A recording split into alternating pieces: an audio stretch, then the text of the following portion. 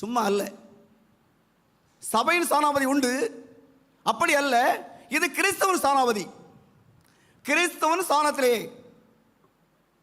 ஆண்டவர் உன்னதமான தேவன் இந்த உலகத்தில் இருந்தார். அவருடைய ஜனங்களுக்காக பாடுபட்டார், ஜீவனை கொடுத்தார். அதன் பிறகு அவருடைய ஜனங்களுக்கு, அவருடைய ஜனங்கள் ஆசிரமங்களை சொந்தமாக்கிக் கொள்ள வேண்டுமானால் அவருடைய ஸ்தானாதிபதி மூலமாகவே தேவாசிரமங்கள் நாம் சொந்தமாக்கிக் கொள்ள முடியும்.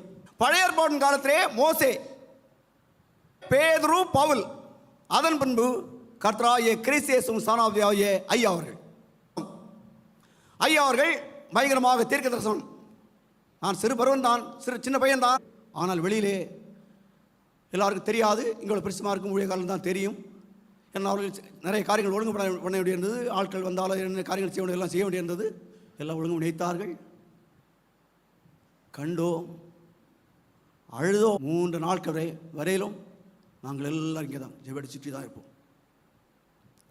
வானத்திலே காணப்பட்டதான அதிசயம், அற்புதம் என்று சொன்னால் சொல்ல முடியாது. பயங்கரமான ஒளி சுற்றி பிரகாசிக்கும். ஐயாவுடைய கட்டிடத்து ஏறி வரும். நாங்கள் ஓடுவோம். அங்கே இருந்து ஐயா அவர்கள் இருந்தார்கள். ஐயா வீட்டு இருந்தாச்சு, ஓடுவோம். இங்கே வந்து பார்த்தா ஐயா, இங்கே வந்து பார்த்தா இல்லை. அப்படி நம்பிக்கை உள்ள முடியாது.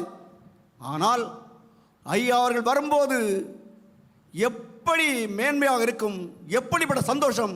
உலகமே அதிரும், உலகம் நடுங்கும். ஐயா அவர்கள் பிரசங்கம் பண்ணும்போது நான் ஜெபம் பண்ண வேண்டும். சும்மா இல்லை, யார் பரியாசம் பண்ணாலும் ஒன்றும் இல்லை. ஐயா அவர்கள் வருவார்கள். கர்த்தருடைய கிரியை நடக்கும். உலகத்திலே உலகம் நடுங்கத்தக்கதான கிரியை நடக்கும். ஐயா அவர்கள் சொல்லிவிட்டு ஒரு விசேஷமான ஒரு